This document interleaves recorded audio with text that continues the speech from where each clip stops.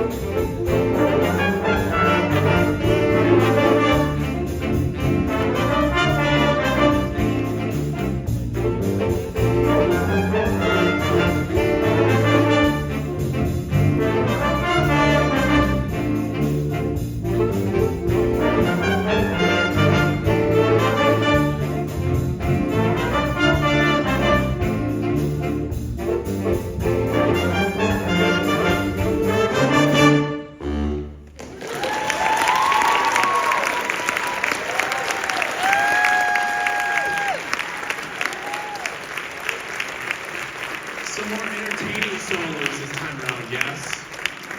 And if you're thinking, oh, Mr. Alter's only got one more year as Zach Shepard. No, I have his sister next year, so I get 5 more years of getting to see Zach at performances. Zoe, please don't put me somewhere, please. So, we're gonna take a quick intermission, and by quick, I mean we have to set 65 chairs up on stage, so we're gonna do 50-50.